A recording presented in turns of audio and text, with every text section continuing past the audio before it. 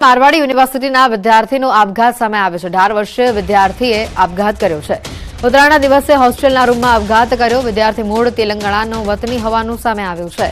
बनाव संदर्भे यूनिवर्सिटी द्वारा परिवारजनोने जाण करवामां आवी छे। कया कारणोसर विद्यार्थीए आपघात कर्यो ते बाबते कुवाडवा रोड पोलीसे तपास शरू करी छे। दिवसे 108 एम्ब्युलन्स दौड़ती रही। 108 सेवा ने 4947 एमरजन्सी कॉल्स मळ्या छे। राज्यमां 143 लोको दौरीथी इजाग्रस्त थया। अमदावादमां कुल 39 लोको दौरीथी घवाया छे। अमदावाद सिविल होस्पिટલમાં દોરીથી ઈજા પહોંચેલા 38 લોકો સારવાર માટે આવ્યા હોવાની માહિતી સામે આવી છે।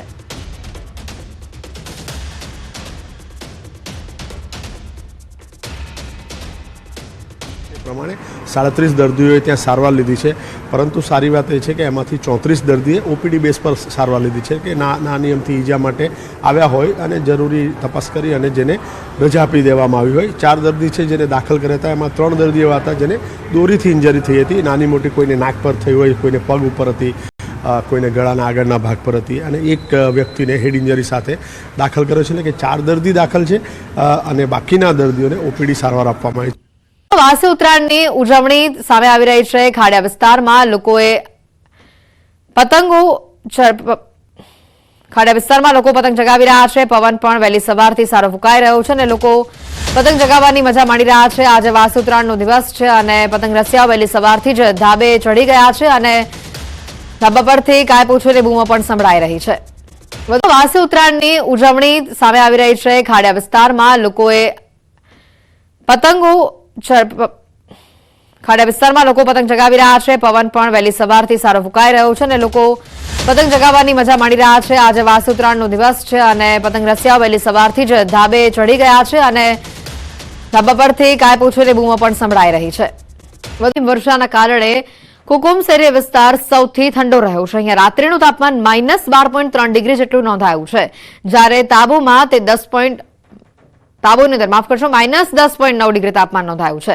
હરિયાણામાં પણ ઠંડીના કારણે 2 લોકોના મોત થયા હોવાની માહિતી છે। પંજાબના અમૃતસરમાં તાપમાન 1.2 ડિગ્રી નોંધાયું છે। ઉત્તર પ્રદેશના 43 જિલ્લાઓમાં સવારથી જ ગાઢ ધુમ્મસ ભર્યું વાતાવરણ છે। સહારનપુરમાં વિઝિબિલિટી 0 પર પહોંચી છે। ઠંડીના કારણે ગાઝિયાબાદમાં ધોરણ 8 સુધીના બાળકોને 18 જાન્યુઆરી સુધીની રજા આપી દેવામાં આવી છે।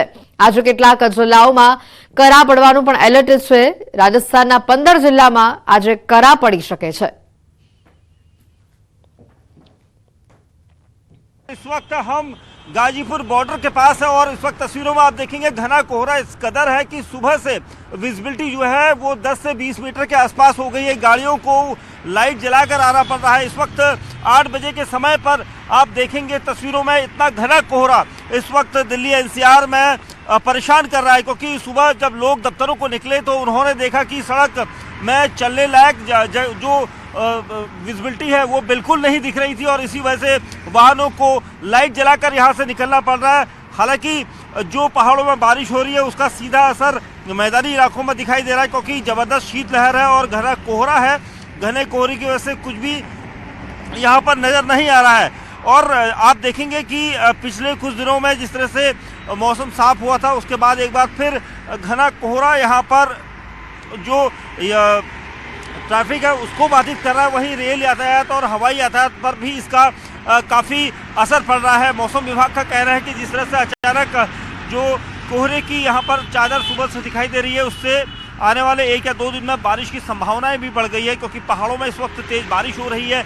बारिश होने का सीधा असर यहाँ दिख रहा है मैदानी क्षेत्रों में। और जो शीतलहर है, क्योंकि हमने भी हैवी जैकेट पहना है और उस ठंड को यहाँ पर रोकने में हम भी यहाँ पर परेशानी हमें हो रही, क्योंकि हवा बहुत तेज है, तीखी हवा है, शीतलहर की हवा है। और इस शीतलहर की हवा में डॉक्टरों का कहना है कि लोगों को बचना चाहिए, बुजुर्गों और बच्चों को खास तौर से इससे बचना चाहिए, क्योंकि जिस तरह से शीतलहर चल रही है उससे कहीं ना कहीं बीमारियों का खतरा बढ़ जाता है।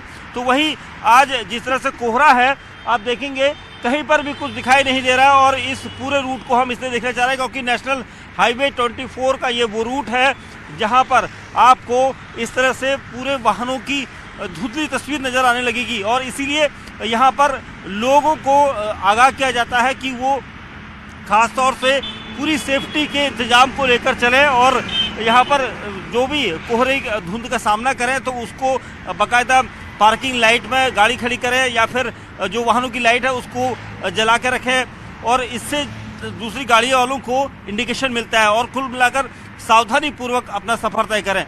રાજસ્થાનમાં ઠંડીએ લોકોને થથરાવી નાખ્યા છે। ઝુંઝુનુ જિલ્લામાં શિયાળાની કઠોરતા યથાવત જોવા મળી।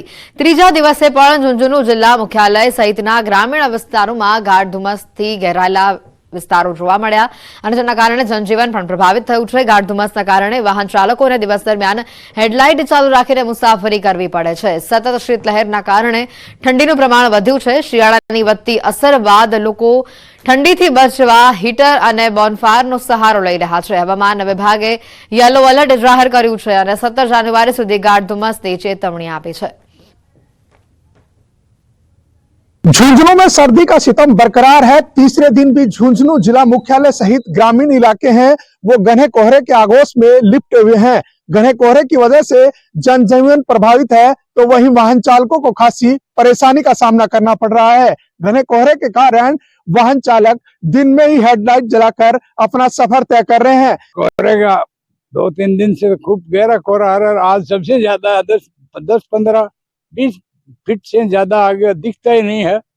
वाहन चालक लाइट चला चला के चलते हैं और आने जाने में लोगों को परेशानी है और सर्दी का सितम ज्यादा है। आग का सहारा ले रखे हैं और कोई कपड़ों में बड़े हुए हैं और वाहनों को कुछ दिख रहा नहीं है। सर्दी का एकदम प्रकोप ज्यादा बढ़ रहा है। अब सर्दी का बढ़ा हुआ असर है। वहीं लोग सर्दी से बचने के लिए हीटर और अलाव का सहारा ले रहे हैं। बदले मौसम के बाद झुंझुनू जिले में आगामी दिनों में भी सर्दी का बढ़ा हुआ असर दिखाई देगा। दर्शन सिंह शेखावत, न्यूज 18 राजस्थान, झुंझुनू। તો આ સાથે જમ્મુ કાશ્મીર, ઉત્તરાખંડ અને હિમાચલ પ્રદેશમાં બર્ફીલા પવનોના કારણે ઉત્તર ભારતના રાજ્યોમાં તાપમાનમાં સતત ઘટાડો થઈ રહ્યો છે। આ સિવાય હવામાન વિભાગે આજે પણ 17 રાજ્યોમાં ધુમ્મસ અને 9 રાજ્યોમાં વરસાદની આગાહી કરી છે। હિમાચલમાં વેસ્ટર્ન ડિસ્ટર્બન્સથી ઠંડી વધવાની છે।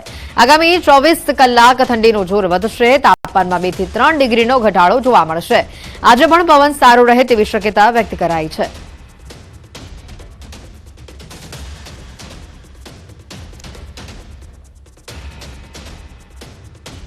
વધુ માહિતી મેળવીશું સંવાદદાતા વિભુ અમારી સાથે અહીંયા સીધા જોડાઈ ચૂક્યા છે। વિભુ, જે રીતે ઠંડીની વાત કરીએ, વેસ્ટર્ન ડિસ્ટર્બન્સની અસર જોવા મળશે અને 24 કલાક બાદ ઠંડીનું જોર વધશે। વધુ અપડેટ શું?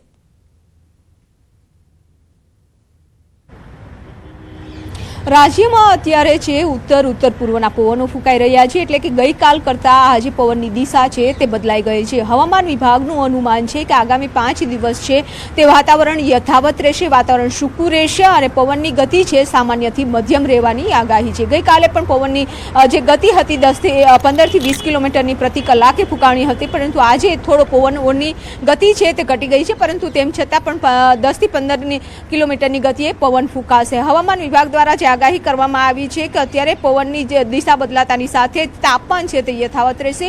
રાજ્યમાં સૌથી ઠંડુ શહેર છે તે નલિયા નોંધાયું છે। નલિયામાં 6.8 ડિગ્રીએ તાપમાન પહોંચી ગયું છે, એટલે કે જે રીતે તાપમાન ઘટી રહ્યું હતું અને તેના કારણે ઠંડીનો અહેસાસ છે તે લોકો કરી રહ્યા છે। હજુ પણ આગામી 2 થી 3 દિવસ છે ઠંડીનું પ્રમાણ છે તે યથાવત રહેશે।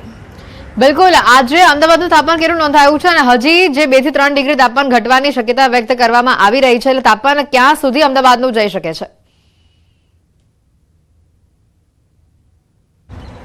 એથી જે રીતે અત્યારે જે પવનની દિશા છે, એટલે કે પવનની દિશા ખૂબ જ મહત્વની હોય છે। ગઈકાલે છે ઉત્તર પૂર્વના પવનો ફૂંકાણા હતા, જ્યારે આજે ઉત્તર પૂર્વના પવનો ફૂંકાઈ રહ્યા છે, એટલે કે પવનની દિશા બદલાઈ ગઈ છે અને તેના કારણે તાપમાન છે તે હવે યથાવત રહેશે। જે તાપમાન 2 થી 3 ડિગ્રી છે ગઈકાલે જ ઘટી ગયું હતું અને તેના કારણે વહેલી સવારે પવનની ગતિ પણ તેજ હતી અને ઠંડી પણ બપોર સુધી ખૂબ જ અહેસાસ થતો હતો, પરંતુ આજે છે સામાન્ય ઠંડી રહેશે અને પવન પણ સામાન્યથી મધ્યમ રહેશે। આભાર વિભુ માહિતી બદલ। તો જે રીતે અમદાવાદનું તાપમાન પણ ધીમે ધીમે ઘટી રહ્યું છે, આવનારા 24 કલાક બાદ તાપમાનમાં વધુ ઘટાડો જોવા મળશે। 2 થી 3 ડિગ્રી તાપમાનમાં ઘટાડો જોવા મળી શકે છે।